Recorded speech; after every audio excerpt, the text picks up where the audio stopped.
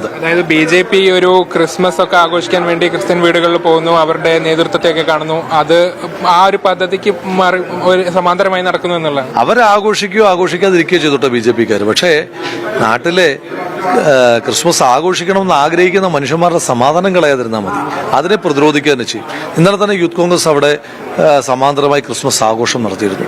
ഇവർ നടത്താൻ പാടില്ല, ആഘോഷിക്കാൻ പാടില്ല എന്ന് പറഞ്ഞാൽ അത്യധികം ആവേശപൂർവ്വം നമ്മൾ ആഘോഷിക്കും. അതാണ് ഈ നാട് മുന്നോട്ട് വെച്ചിട്ടുള്ള എല്ലാ കാലഘട്ടത്തിലെയും സമീപനം. അത് പുലർത്തുക തന്നെ ചെയ്യും.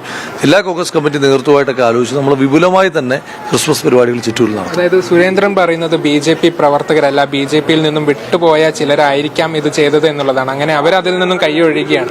ഒന്നും ശ്രീ സുരേന്ദ്രൻ ഒന്നും പറയുന്നതിന് ഈ നാട് ഗൗരവത്തിലെടുക്കുന്നില്ല എന്ന് എത്രയോ ഉദാഹരണം ഉള്ളപ്പോൾ അതിനൊന്നും മറുപടി പറയേണ്ട കാര്യമില്ല. മാത്രമല്ല ശ്രീ സുരേന്ദ്രൻ ഈ വെപ്രാളം കാണിക്കുമ്പോൾ അദ്ദേഹത്തിന്റെ നിർദ്ദേശപ്രകാരമാണോ ഇതെന്ന് പോലും നമ്മൾ സംശയിക്കേണ്ടിയിരിക്കുന്നു. അല്ലെങ്കിൽ പിന്നെ ഈ മുൻകൂറായി ഒരു കാര്യവുമില്ലാത്തൊരു ഒരു യൂസ്ലെസ് ടോക്ക് ഈ വിഷയത്തിനകത്ത് ഉണ്ടാക്കില്ലല്ലോ. അപ്പൊ അതുകൊണ്ട് അദ്ദേഹത്തിന് ഇതിനകത്ത് എന്തെങ്കിലും പങ്കുണ്ടോ എന്നാണ് നമ്മൾ സംശയിക്കുന്നത്. യൂത്ത് കോൺഗ്രസ് എന്തായാലും ശക്തമായി തീർച്ചയായിട്ടും നമ്മളവിടെ പ്രതിഷേധത്തോടൊപ്പം തന്നെ ആഘോഷങ്ങൾ, ക്രിസ്മസ് ആഘോഷങ്ങളുമായിട്ട് മുന്നോട്ട് പോകും.